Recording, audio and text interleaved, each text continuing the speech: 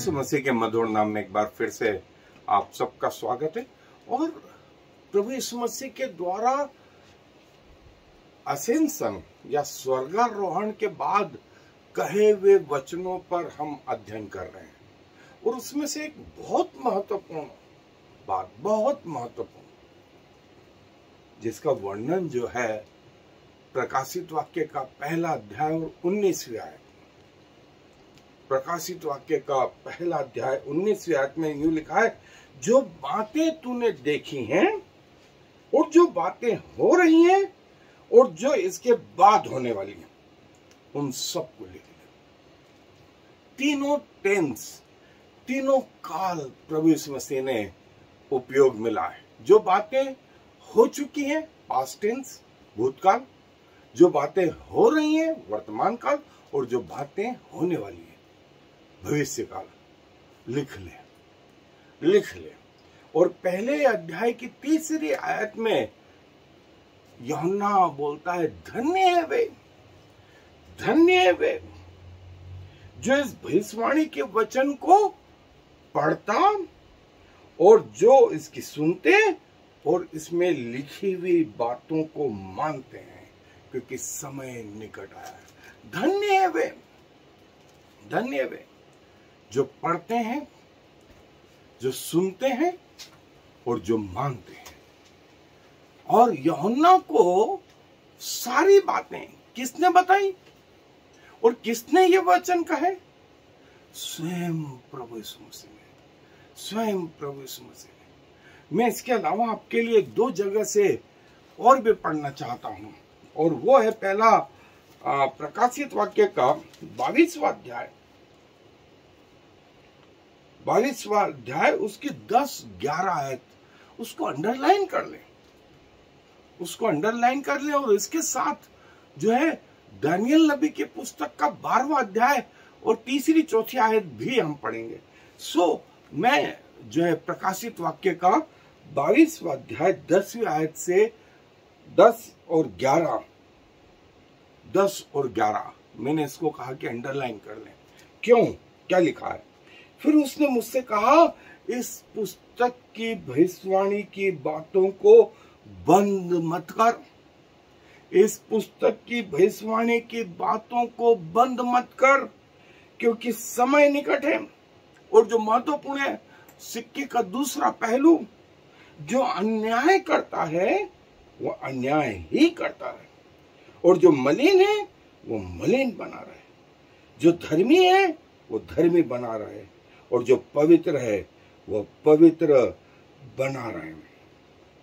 देख, मैं शीघ्र आने वाला हूं और हर एक के काम के अनुसार बदला देने के लिए प्रतिफल मेरे पास है। मैं अल्फा और ओमेगा।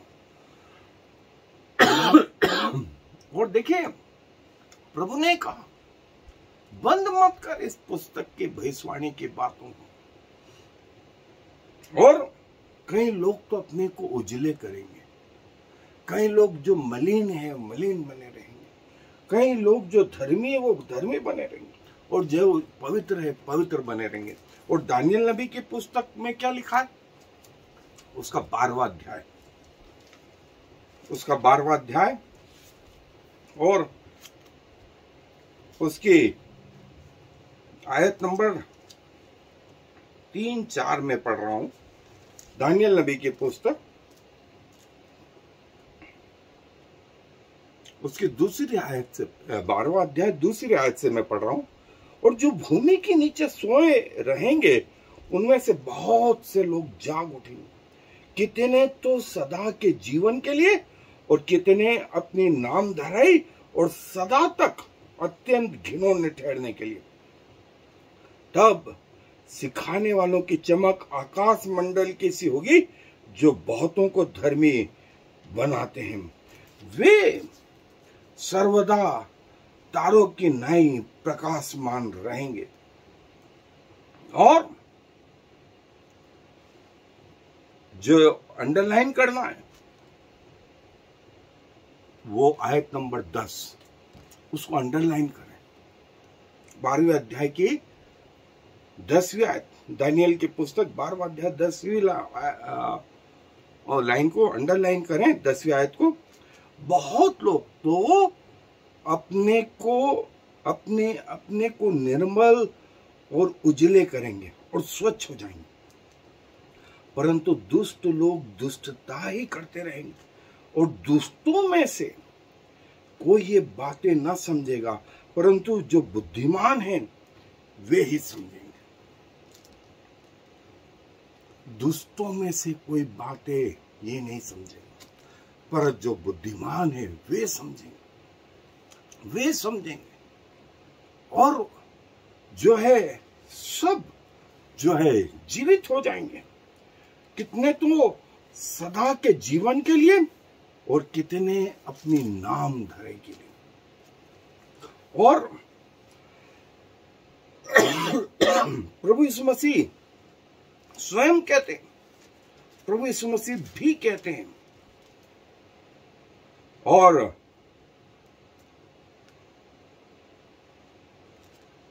वो ये कि सब जी उठेंगे,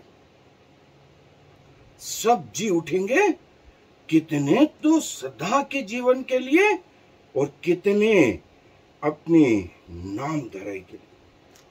कितने तो सदा के जीवन के लिए, और कितने अपने नाम धराई के लिए। देखिए दानियल, प्रभु यीशु मसीह स्वयं प्रभु जो परमेश्वर हैं, वो कह रहे हैं यूहन्ना को, जो बातें हो चुकी हैं, जो बातें हो रही हैं, और जो बातें होने वाली है, वो लिख ले। और धन्य वे जो इसको पढ़ते, सुनते और इसकी मानते, क्योंकि अंत के समय में दुष्ट लोग दुष्टता ही करते रहेंगे, और दुष्टों में से कोई ये बातें नहीं समझेगा। दुष्ट लोग दुष्टता ही करते रहेंगे, दुष्टों में से कोई ये बातें नहीं समझेगा, पर जो बुद्धिमान है, जो परमेश्वर का भय मानते हैं, जो परमेश्वर के साथ चलते हैं, वे इन बातों को समझेंगे। सबका पुनरुत्थान होगा, सबका पुनरुत्थान होगा। कई लोग अन्याय करते रहेंगे, कई लोग मलिन है, मलिन बने रहेंगे, कई लोग धर्मी है, धर्मी बने रहेंगे। परमेश्वर हर एक को उसके काम के अनुसार न्याय दे। दोस्तों, आप किस कैटेगरी में? और अभी तक यदि आपने प्रभु को नहीं जाना है, ये स्वर्गारोहण के बाद प्रभु के वचन है, स्वर्गारोहण के बाद। और इसको हम थोड़ा सा और अध्ययन देखेंगे। आए मेरे साथ बाइबल पे चले। और जो हिस्सा प्रभु यीशु मसीह ने कहा, वो यूहन्ना रचित सुसमाचार का 5वां अध्याय पद 28 और 29, इसको भी अंडरलाइन करें, इसको भी अंडरलाइन करें, और इन सब के आगे एक एक दूसरे का रेफरेंस लिखें। जैसे जो हिस्सा हमने दानियल नबी का पढ़ा 12वां अध्याय 3, 4 और 10वीं आयत, फिर यूहन्ना रचित सुसमाचार का 5वां अध्याय पद 28 और 29, और 28 और 29 में क्या लिखा है? इससे अचंभा मत करो, क्योंकि वह समय आता है कि जितने कब्रों में हैं उसका शब्द सुनकर निकलेंगे। जिन्होंने भलाई की है वे जीवन के पुनरुत्थान के लिए जी उठेंगे, और जिन्होंने बुराई की है वे दंड के पुनरुत्थान के लिए जी उठेंगे। जी उठना सबका होगा, और इसका वर्णन प्रकाशित वाक्य के 20वें अध्याय में सबका होगा, और सबका न्याय प्रभु करेंगे, स्वयं प्रभु यीशु मसीह करेंगे। इसीलिए मैंने कहा कि ये इतना महत्वपूर्ण टॉपिक है, जिसे स्वयं प्रभु यीशु मसीह ने कहा कि जो बातें हो चुकी हैं, और जो हो रही हैं, और जो होने वाली है, उनको लिख, उनको बंद मत कर। धन्य है वे जो इस भविष्यवाणी के वचन को पढ़ते, सुनते और इसकी मानते हैं।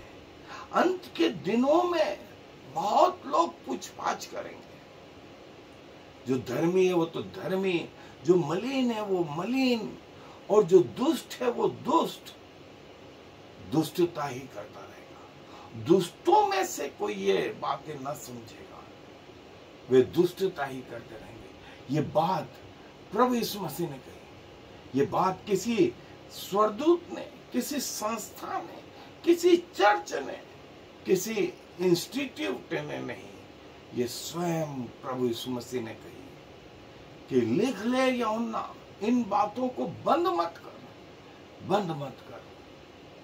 और कई लोग जो है अपने आप को उजले करेंगे, परमेश्वर के वचन में जो है वो बढ़ते जाएंगे,